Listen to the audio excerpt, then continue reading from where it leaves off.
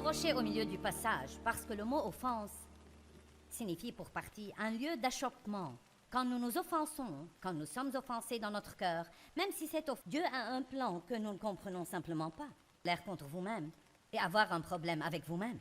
C'est un lieu où l'on trébuche et où l'on tombe, et par là je veux dire que nous arrêtons de faire des progrès dans notre cheminement avec Dieu. Nous ne pouvons pas grandir spirituellement tant que nous sommes offensés, amers et que nous n'avons pas de pardon dans notre cœur. Nous ne pouvons pas grandir spirituellement à moins que nous laissions Dieu s'occuper de ces choses. Cela ne veut pas dire que Dieu est en colère contre nous et qu'il ne veut pas nous aimer ni travailler avec nous. Mais quand vous en êtes au point où, en particulier, vous lisez la Bible depuis assez longtemps pour la connaître et vous vous accrochez à ce type de truc, ça devient un problème pire que si vous ne la connaissiez pas. Le mot offense vient d'un mot grec scandalon qui désigne la partie du piège pour animal où est suspendu l'appât qui attire la victime. J'aime ça. Satan essaye toujours de nous attirer dans son piège. Quelqu'un peut-il dire Amen? Donc, pour revenir au conflit et à la colère, vous savez, les conflits qui sont les disputes, les discussions vives, les désaccords haineux peuvent aussi prendre la forme d'une colère sous-jacente. Et je pense que c'est cette forme qui est la plus dangereuse. C'est quand tout le monde agit en surface comme si de rien n'était. Mais en dessous, dans les cœurs, il y a toutes sortes de... Ou quand nous allons dans nos églises ensemble et nous sourions, loué soit Dieu, merci beaucoup Jésus, je t'aime de l'amour du Seigneur, quand vraiment, à l'intérieur, il y a du jugement et des critiques et vous êtes mécontents de ceci et mécontents de cela. Débarrassons-nous de ces trucs afin que Dieu puisse faire dans nos vies ce qu'il veut vraiment faire. Et quand je dis de nous en débarrasser, nous ne le pouvons pas sans l'aide de Dieu. Mais je vous dis que nous allons devoir lutter dans le Saint-Esprit pour apprendre à être paisibles et à nous entendre avec les gens. Je vais vous enseigner 5 façons de vous entendre mieux avec les gens. Ça m'a pris un peu de temps avant d'y arriver, mais j'ai dit à Dave, aujourd'hui Dave, je vais t'apprendre 5 manières de t'entendre mieux avec moi. N'est-ce pas génial? Psaume 133. Comme il est bon et plaisant pour des frères de demeurer ensemble dans l'unité. C'est comme l'huile précieuse versée sur la tête qui coule sur la barre d'Aaron, le premier grand prêtre, et qui coule sur le col et les pans de son habit, consacrant le corps entier.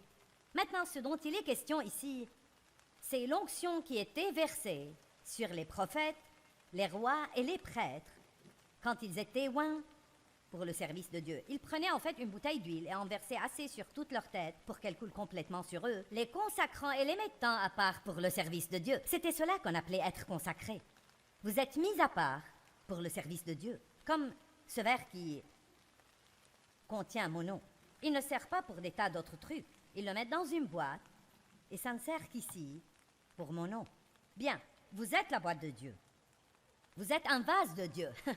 Et il a investi beaucoup dans chacun d'entre vous en tant que croyant en Christ. Il s'est investi lui-même en vous. Il est en vous. Et vous êtes mis à part aussi longtemps que Dieu le veut pour son usage. La Bible dit que nous avons été achetés à grand prix. Nous ne nous appartenons plus et que nous devrions honorer et glorifier Dieu, même dans nos corps. Or, chaque croyant a une onction. Il n'est pas nécessaire qu'on nous verse une bouteille d'huile sur la tête, même s'il existe l'onction d'huile par laquelle nous pouvons oindre les gens pour le ministère ou oindre les malades en priant pour leur guérison. Mais nous recevons le Saint-Esprit, l'onction du Saint-Esprit, quand nous recevons Jésus-Christ. Et cette onction nous rend capables, elle nous permet de faire tout ce que nous avons besoin de faire dans la vie. Jésus nous sauve et le Saint-Esprit nous équipe pour vivre ouvertement la vie chrétienne. Il n'est pas suffisant d'être juste sauvé et aller au ciel quand vous mourrez. Nous sommes supposés avoir une influence sur les gens ici. Nous sommes supposés pouvoir sortir dans le monde et vivre la vie chrétienne dans notre vie quotidienne dans laquelle nous n'avons pas même le besoin de prêcher un tas de sermons aux gens. Nos vies devraient être un sermon. Et mon grand souci à l'époque que nous vivons aujourd'hui, de plus en plus les chrétiens commencent à se conformer au monde, alors que ce que nous devons faire, c'est se distinguer. Pas d'une odieuse manière religieuse, mais il faut que nous fassions une différence.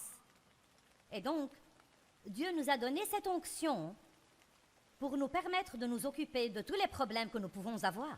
Nous avons cette onction. 1 Jean 2, 27 dit qu'il y a une onction qui demeure en chaque croyant et que cette onction nous enseigne. Elle nous enseigne ce que nous devrions faire. C'est le leadership du Saint-Esprit. Donc nous l'avons. Tout le monde dit nous l'avons. C'est une chose de l'avoir, c'est une autre chose qu'il soit libéré dans sa totalité dans votre vie. Vous souvenez-vous quand Marie s'est approchée de Jésus avec ce petit vase d'albâtre d'huile parfumée? Le parfum dans le vase valait 1 année de salaire. Et il y a une chose importante dans ce passage, c'est qu'elle l'a brisé et elle l'a versé sur Jésus. Elle l'a brisé et elle a versé le doux parfum. La chose que je pense nous ne comprenons pas, et je ne l'ai pas compris pendant longtemps dans ma vie, c'est que nous sommes juste remplis de bonnes choses. Les fruits de l'esprit sont en nous. L'onction de Dieu est en nous. Il y a de la droiture en nous. Il y a l'amour, la joie, la paix, la patience, la bonté, la gentillesse. Toutes ces choses merveilleuses sont en nous. Nous avons des aptitudes en nous. La puissance créative est en nous. Mais le vase d'albâtre, qui est la coquille extérieure, doit être brisé de manière à ce que les bonnes choses en nous puissent être déversées. Maintenant, quand je dis briser, ne laissez pas ce mot vous effrayer. Ce n'est pas une mauvaise chose. Cela signifie simplement que la rébellion dans notre chair, ce désir de diriger nos propres vies et de faire les choses à notre façon, doivent arriver à un stade où nous les livrons à la main de Dieu et nous voulons la volonté de Dieu davantage que notre propre volonté. Il y a une soumission qui doit prendre place. Jésus a dit « Je vous laisse ma paix ». Et la paix intérieure, la paix extérieure, la paix de l'esprit, la paix émotionnelle, la paix des finances, la paix dans notre mariage, dans notre maison. La paix est la chose la plus vitale, la plus importante que nous avons besoin de défendre d'arrache-pied. La parole de Dieu nous exhorte et nous encourage à être artisans et veilleurs de paix. Bénis soient les artisans de paix, parce qu'ils seront appelés enfants de Dieu. Nous ne devons pas attendre que quelqu'un d'autre fasse la paix. Nous devenons artisans de paix. Quelqu'un veut de cette responsabilité? Vous devez être le premier à vous excuser, le premier à faire les choses bien, le premier à dire « Eh bien, j'ai peut-être tort ». Ne levez pas la main si vous n'êtes pas convaincu, car vous allez être testé en rentrant à la maison. Faites attention à ce à quoi vous dites « Amen » ici. Jésus a dit « Je vous laisse ma paix ». Bien, nous avons de bonnes choses que nous n'utilisons pas. Nous avons la joie à l'intérieur de nous. Dans le psaume 133, il est dit que l'unité est comme l'onction d'huile. Et ensuite, on continue, verset 3, c'est comme la rosée de l'Hermon qui descend sur les montagnes élevées et la rosée qui descend de la montagne Sion, car c'est là que l'Éternel donne la bénédiction, la vie pour l'éternité. Donc, où est cette bénédiction? Pas là où il y a la guerre et les problèmes et les frustrations et les vexations et la haine et l'amertume et le ressentiment et l'offense, mais il y a une bénédiction là où il y a l'unité. Il y a l'onction là où il y a l'unité. Donc, laissez-moi être très simple. Nous avons l'onction à l'intérieur de nous. Mais cette onction est libérée quand nous sommes déterminés à faire un effort dans la puissance de l'Esprit Saint, de rester et de vivre dans la paix. Maintenant, si j'entrais ici et demandais combien de vous ont besoin de plus de paix, qui aurait levé la main? Très bien. Alors, je vais juste faire une toute petite correction. Vous n'avez pas besoin davantage de paix. Vous avez besoin de commencer à utiliser la paix que vous avez déjà à l'intérieur de vous. Nous n'avons pas besoin de paix. Nous avons besoin d'accéder à la paix. Nous avons besoin de laisser nos soucis à Dieu. Ne vous inquiétez pas au sujet de trucs idiots. Vous devez arrêter de vous battre avec les gens pour des choses mesquines qui ne sont importantes pour personne. Est-ce que quelqu'un peut-il dire Amen? Nous avons besoin d'être violents de la bonne façon. Nous avons besoin d'être des chrétiens violents. Nous devons être violents contre le péché et violents contre les choses qui essayent de nous empêcher d'avoir une vraie relation avec Dieu. Ça a l'air étrange. Un chrétien violent? Eh bien, d'une manière correcte, avoir une juste et une sainte colère contre les choses qui essayent de nous retenir d'aller de toutes nos forces avec Dieu. Il faut vous mettre en colère contre les offenses avec lesquelles Satan essaye de vous piéger et commencer à dire non, je ne vais pas passer ma vie en colère. Je ne vais pas passer ma vie dans l'amertume et le ressentiment. Je ne vais pas vivre le reste de ma vie coincé dans la colère pour quelque chose que quelqu'un m'a fait il y a 15 ou même 20 ans. Diable, tu as eu une partie de ma vie, mais tu n'auras sûrement pas le reste.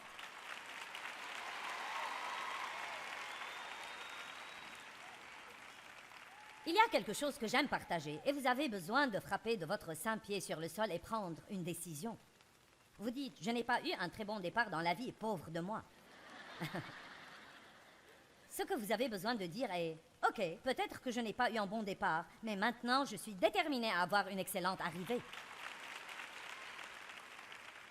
J'ai rencontré une femme au Starbucks à Utah, il y a 1 an ou presque.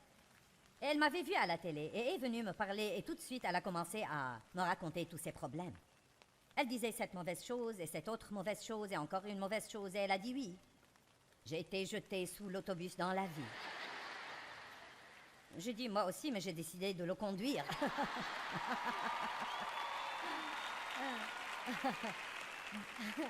Donc, vous pouvez rester en dessous du bus si vous voulez, ou vous asseoir sur le piège du conducteur et ne pas laisser gagner tous ces trucs qui veulent vous détruire et avoir le succès.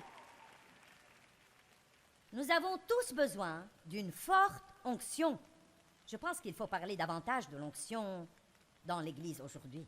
Nous devons entendre davantage de bons messages sur l'onction, parce que l'onction est la présence et la puissance de l'Esprit Saint. Quand il versait toute cette huile sur la tête des prêtres, des prophètes et des rois, c'était juste le symbole de la puissance du Saint-Esprit descendant sur eux, leur permettant d'accomplir la tâche, la mission que Dieu leur donnait de faire. Oindre veut dire frotter partout. J'aime ça. Nous sommes loin du Saint-Esprit. Cela signifie que nous sommes frottés partout avec le Saint-Esprit. Il est juste absolument partout en nous. Amen. Comme quand vous mettez de la crème et que vous frottez et frottez et frottez et, vous savez, si vous êtes comme moi, vous l'étalez jusqu'à ce qu'elle disparaisse. Bien. Vous savez, peut-être que vous ne voyez pas le Saint-Esprit en personne, mais vous en avez été imprégné jusqu'à ce que vous soyez rempli de lui à l'intérieur et vous avez tout ce dont vous avez besoin pour faire tout ce que vous devez faire. C'est pourquoi je peux vous dire vraiment en vérité, peu importe ce qui arrive dans votre vie, vous êtes équipé et vous pouvez tout faire par Christ qui vous fortifie. Mais cela n'arrivera pas sans y croire. Il faut que vous le croyiez. Je pourrais le croire à votre place, mais ça n'aidera pas. Vous devez croire pour vous-même que vous pouvez tout faire par Christ qui vous fortifie. J'ai perdu trop de temps à être fâchée. Et il y a plusieurs années, j'ai pris une décision. Je suis devenue violente et j'ai dit, je vais être en paix. Quoi que ça prenne, quoi que je doive changer. Parce que pendant longtemps, je voulais juste, si Dave changeait et les enfants changeaient, si tout ça dehors changeait, alors je pourrais être en paix et être heureuse et aimer ma vie. Vous savez ce que j'ai découvert? Le monde ne va pas changer. En fait, si, il devient pire. Donc, ce qu'il faut vraiment faire, c'est changer la façon de nous en occuper et apprendre que nous ne sommes pas obligés de nous fâcher contre tout. Combien d'entre vous ont compris aujourd'hui qu'être en colère contre un problème ne le change pas d'un iota? Ça n'y change absolument rien. Mais ça nous fait pas mal de tort. Même Jésus a reçu l'onction pour la mission de Dieu. Jésus a été baptisé par Jean-Baptiste et le Saint-Esprit descendit sur lui sous la forme d'une colombe. Et une voix se fit entendre des cieux disant « Celui-ci est mon fils bien-aimé, en qui j'ai mis toute mon affection. » Et le verset qui suit dit qu'il a ensuite commencé son ministère public. Pour moi, c'est intéressant que même Jésus n'ait pas commencé son ministère public.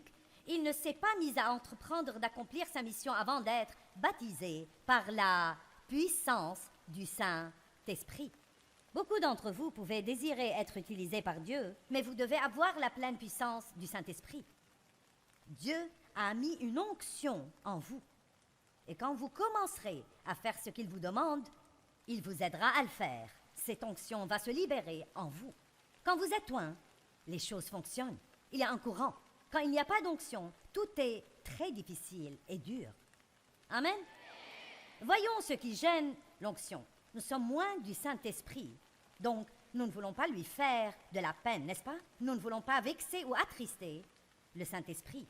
Nous ne voulons pas entraver le Saint-Esprit. Nous voulons que cette onction coule librement dans nos vies. Éphésiens 4:30. N'attristez pas le Saint-Esprit que Dieu vous a accordé. Ne l'offensez pas. Nous sommes en train de parler d'offense. Nous pouvons offenser Dieu. N'est-ce pas étonnant? Combien d'entre vous préféreraient ne pas offenser Dieu? Ok. Et n'offensez pas ni attristez le Saint-Esprit de Dieu par lequel vous avez été scellés, garanti et marqué pour le jour de la rédemption. Verset 31. Voilà comment éviter d'offenser le Saint-Esprit. Que toute amertume et indignation et colère, passion, courroux, mauvaise humeur, ressentiment, antipathie et animosité, querelle, bagarre, discorde soient enlevés du milieu de vous. Qui comprend cela? Ce qu'il dit ici est que la meilleure façon de ne pas offenser le Saint-Esprit est de se débarrasser de toutes ces offenses, amertume, colère, et ressentiment. Nous pourrions aller tellement plus loin si nous arrêtions tous juste d'être furieux. Mais je ne crois pas être en colère contre personne. Bon, donne-moi une semaine et regarde ce qui arrive. C'est quelque chose que nous sommes tous tentés de faire de manière différente. 1 Pierre 3,11, c'est un formidable verset. Je ne vais pas prendre le temps de le chercher. Mais il a eu une influence sur ma vie et il y est dit lutter. Nous sommes supposés nous tenir éloignés des luttes, mais cependant nous sommes supposés lutter. Efforcez-vous de vivre en paix avec Dieu, avec vous-même et avec votre prochain. Donc nous voyons 3 types de relations où il nous faut être certains d'être en paix. Nous devons être en paix avec Dieu. Cela arrive quand on a une conscience pure. Repentez-vous vite quand vous avez fait quelque chose de mal. Juste en gardant les choses claires entre vous et Dieu sans avoir un tas de trucs que vous essayez de cacher. Dieu sait tout de toute façon. Il n'y a donc aucune raison de cacher quoi que ce soit. C'est comme, eh bien, ça ne sert à rien. Paix avec Dieu, paix avec vous-même, paix avec votre prochain. Mais je veux vous parler sur le fait d'être en colère contre Dieu. Parce que, aussi idiot que ça paraisse, il y a des gens qui sont fâchés contre Dieu. Et pourquoi le sont-ils? Ils sont en colère contre Dieu parce que les choses ne se sont pas passées dans leur vie comme ils pensaient qu'elles auraient dû.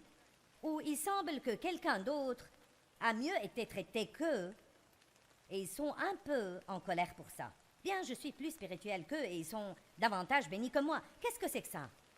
Je ne comprends pas. Vous savez, cette personne est un pécheur flagrant. Je sais ce qu'ils font et ils ont eu la promotion au travail en laquelle je croyais et pour laquelle je priais Dieu. Et Dieu, tu ne me l'as pas donné. C'est quoi ça? Et donc, on continue d'aller à l'église. On continue à chanter les chants. Mais il y a un petit quelque chose coincé à l'intérieur de nous qui dit « Est-ce que Dieu est vraiment bon ?» Ce n'était pas juste. Je ne comprends pas que ma vie ait évolué comme ceci. Pensez aux apôtres Jacques et Pierre. Jacques a été mis en prison et il y est mort. Pierre a été mis en prison et Dieu a envoyé un ange qui a secoué le lieu et il a été libéré. Qu'est-ce qui ne va pas dans ça? Les amis de Jacques auraient pu être très en colère. Alors, je pense que tu n'aimes pas Jacques autant que Pierre. Non, Dieu a un plan que nous ne comprenons simplement pas. Et ce qu'il faut faire, c'est vouloir se soumettre au plan de Dieu et arrêter de vouloir savoir pourquoi pour tout dans la vie. Oh, vous savez quoi? Je peux vous donner le don de paix dès maintenant.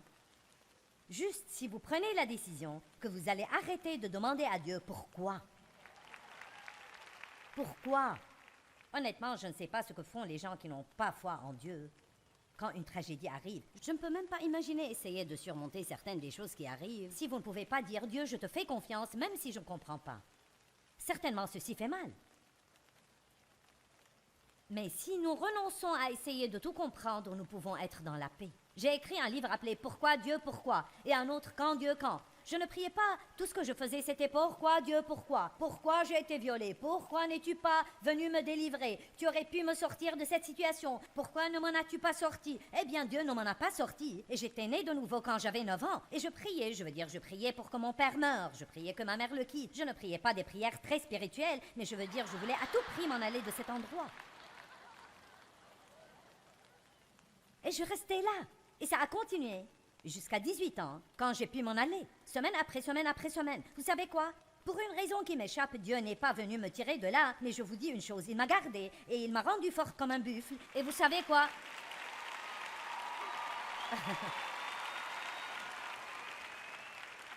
Vous voyez quelqu'un devant vous qui n'est pas intéressé d'un iota de laisser tomber. Parce que ça ne donne rien de bon. Je me souviens, j'étais couchée dans mon lit quand j'étais adolescente en pensant « Un jour, je ferai quelque chose de grand. Je prouverai. » Je pensais à mon père « Je te prouverai que tu as tort. » Parce qu'il me disait tout le temps que je n'arriverai jamais à rien. Je pensais « Un jour, je ferai quelque chose de grand. » Et vous savez quoi? Si vous avez un peu de ce feu du Saint-Esprit qui remue à l'intérieur de vous, vous faites une déclaration au diable que son temps est fini. Ne restez pas assis là à vous sentir « Je suis le dernier des derniers. Rien de bon ne m'arrive. Je ne comprends pas. Pourquoi Dieu, pourquoi? Quand Dieu, quand? » Dites, tu sais quoi, Seigneur? Tu sais ce que je ne sais pas. Je ne vais pas te demander pourquoi. Je ne vais même pas me fâcher au sujet du quand. Tu as un plan. Tu ne seras pas en retard. Tout ce que je sais, c'est que je vais te servir de toutes mes forces le reste de ma vie. Amen.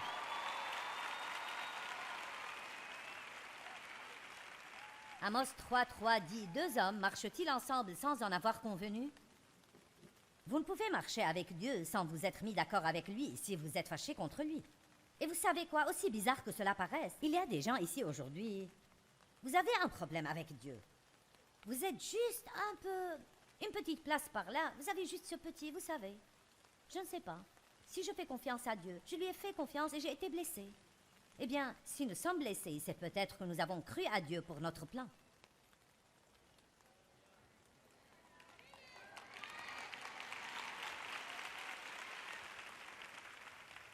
Regardons Matthieu 11 en commençant au verset 2. Ça vous montre quelque chose d'intéressant.